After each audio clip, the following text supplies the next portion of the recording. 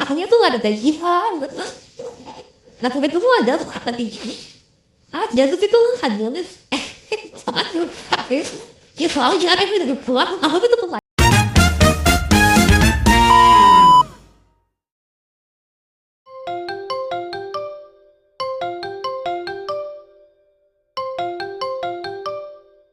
Ini berisik banget, angkat dulu coba. Aduh nggak tahu deh, ini nomor yang nggak dikenal. Setiap hari ada deh kayaknya 20. Tapi angkat dulu, siapa tahu ini orang tua kamu penting pakai nomor orang lain. Bukan, oh ikut tuh tahu nggak? Yang lagi katanya tuh aku ada tagihan. Tunggu dulu, tapi KTP kamu ada kan? Nggak jatuh kan? Nggak hilang? Oh enggak, KTP ada, KTM aku juga ada. Data-data aku ada semuanya. Kenapa ya? Coba ingat-ingat dulu deh, kamu pernah nggak kayak upload apa atau nggak kasih jaminan apa gitu? Siapa tahu bisa jadi dari situ.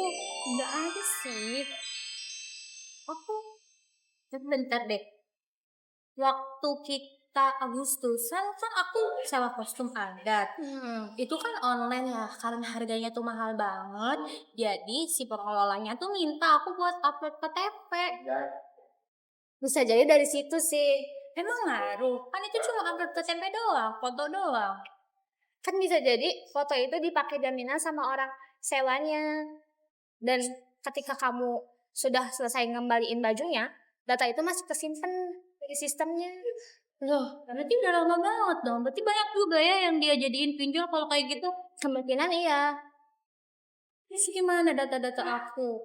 Duh, kok bisa sih sistem bisa jadi seboros itu? Pernah sistem kayak gitu nggak dicek apa dicek dulu gitu mitigasi resikonya? Nice. Nah, makanya kita tuh harus berjaga-jaga kalau misalnya kita mau minjem sesuatu tapi ada jaminannya berupa KTP, SIM, atau enggak data-data penting kita lah harus di apa ya, yang cek-cek ulang lagi. Oh, kayak gitu. Ngeri juga ya sekarang digital kayak gitu. Betul. Nice. Nah, teman-teman, kejadian yang dialami barusan itu bukan cuma apes, tapi itu adalah bukti nyata kalau dalam teknologi itu ada yang namanya mitigasi risiko. Dan itu bahaya banget. Seringkali kita tuh cuma fokus gimana biar dapat kostumnya atau barang yang kita inginkan aja. Tapi tuh lupa kalau data jaminan itu adalah pintu masuk buat penjahatan cyber. Nah, bener banget ya. Jujur aku baru melek sekarang deh kayaknya. Tapi emang dari analisis resiko itu celah apa sih yang bikin data jaminan kayak KTP tuh gampang banget bocor kalau dilihat dari kacamatanya gitu. Intinya kacamata, mama udahlah.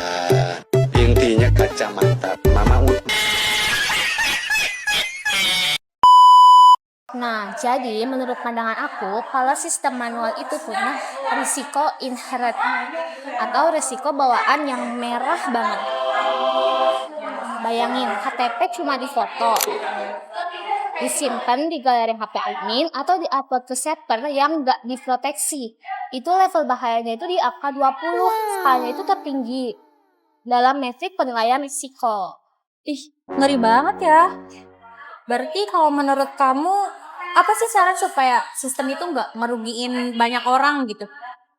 Nah, pada intinya, kalau menurut aku, sistem penyewaan itu harus punya 3 benteng pertahanan, yaitu Oh, berarti sebenarnya peran kita tuh sebagai mahasiswa teknik informatika, khususnya bagi mahasiswa yang bersangkut paut dengan teknologi, itu bukan cuma buat ngelola sistem doang ya. Tapi kita juga harus bisa ngasih tahu, hey ini tuh ada resiko loh gitu. Dan cara nutup celahnya tuh gimana gitu. Kalau kayak gitu kayaknya aku harus ngasih tahu orang tua aku deh. Sama kita kayaknya harus ngedukasi nggak sih buat orang-orang di luar sana bahwa cuma sekedar KTP tuh bisa beresikonya tuh fatal banget gitu. Nah, bener banget. Kita di sini ini buat nurunin tingkat bahaya tadi. Dari yang tadinya level 20, kalau masukan mitigasi kita diterapin dengan benar, risikonya itu bakal turun ke level 2. Itu yang kita sebut sebagai risiko residual atau risiko sisa yang udah aman dan bisa diterapkan dan kita terima. Oh, jadi sebenarnya harusnya itu sistem yang dikelola itu harus, bisa menghapus secara permanen. Jadi di mana barang itu sudah dikembalikan, sudah dicek, harusnya tuh dia bisa menghapus dan data itu tuh nggak bakal jadi arsip yang menumpuk gitu. Jadi kalau misalkan arsip itu semakin banyak menumpuk, semakin bahaya juga, apalagi kalau misalkan tiba-tiba ada kebocoran data.